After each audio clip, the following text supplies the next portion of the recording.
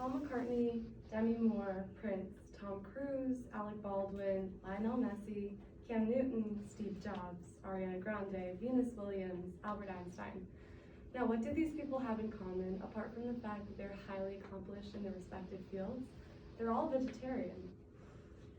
Vegetarianism and veganism is on the rise for many good reasons. According to a poll on ExpoNet, 375 plus million people are vegetarian worldwide today. Vegetarianism means not consuming any meat, fish, poultry, or fowl in one's diet. And this can have numerous health, environmental, and spiritual benefits. In the speech, I will highlight each of these and challenge you to try vegetarianism in your life. The first benefit to vegetarianism is protecting our planet. Raising animals for food is the #1 cause of resource depletion. Vegetarians conserve valuable natural resources. According to a recent poll from the UN, it takes 15,500 liters of water to produce 1 kilogram of beef. This is contrasted with 180 liters of water for 1 kilogram of potatoes and 250 liters of water for 1 kilogram of potatoes. If current dietary habits and trends continue, greenhouse gas emissions with associated with food systems in 2050 will be 51% higher than current levels.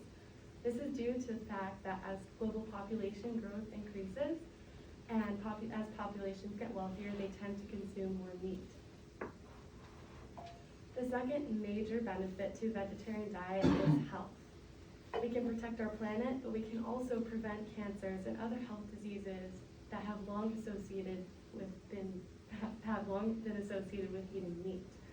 A Harvard Health study found that vegetarians have a lower risk of heart disease, type 2 diabetes, and blood pressure.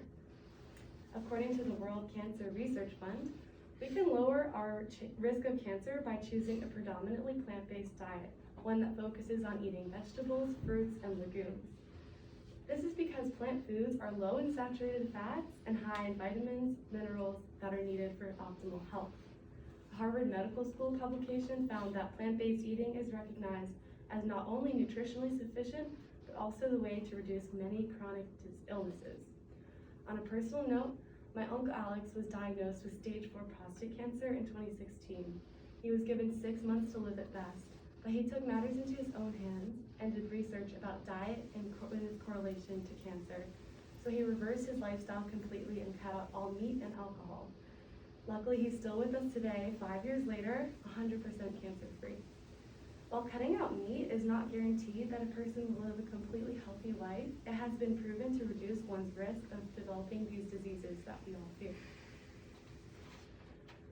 The third point about vegetarianism that I want to raise today is spirituality.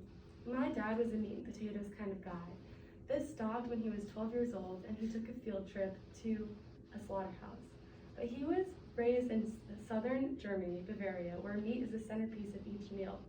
However, after seeing an animal being slaughtered, he decided he no longer wanted to support products that took away life from other living beings.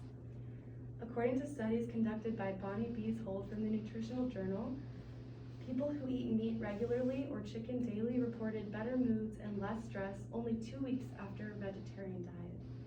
This is because high intakes of arachidonic acid, found mainly in red meat, poultry, and some fish, promotes changes in the brain that can negatively disturb one's mood and increase the risk for brain disorders.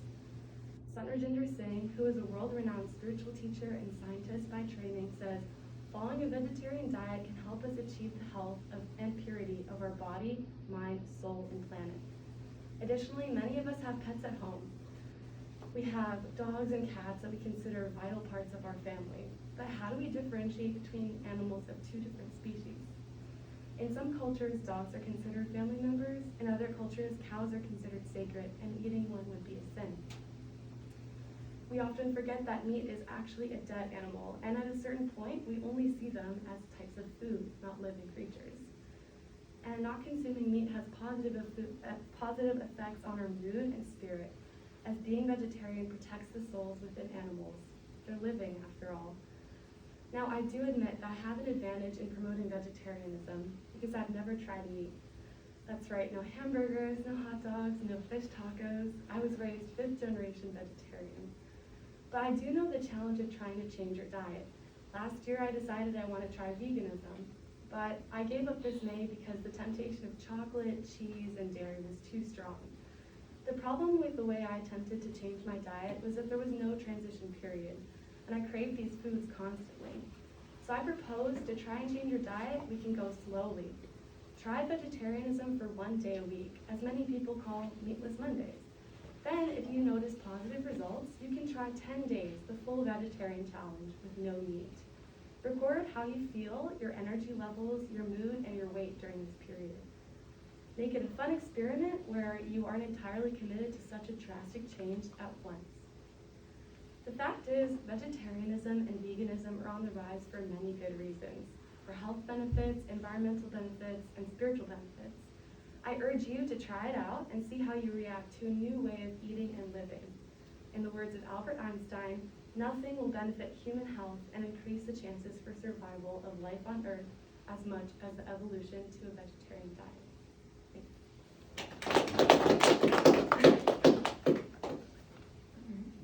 Question for Bianca? What kinds of foods do you eat here? Like, because I feel like it'd be really hard to be vegetarian here. It's very difficult. I'm luckily off campus, but when I was on campus, the common salad bar was the best that it got.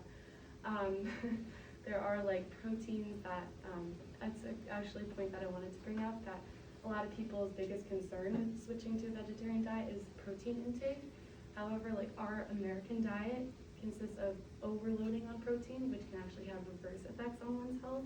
So it's important to get plant protein, which is high in fiber and nutrients. That's found like in the edamame in the salad bar. You can get it in tofu, other beans, a lot of vegetables and rices are rich in protein. So it's actually not necessary to get that meat protein. Do you consider fish to be meat? I do consider fish to be meat. A popular diet that doesn't eliminate fish is pescatarianism, where you continue to eat like all fruits, vegetables, dairy, but you also eat fish, but you don't eat like meat or chicken, anything like that. So that's pescatarianism.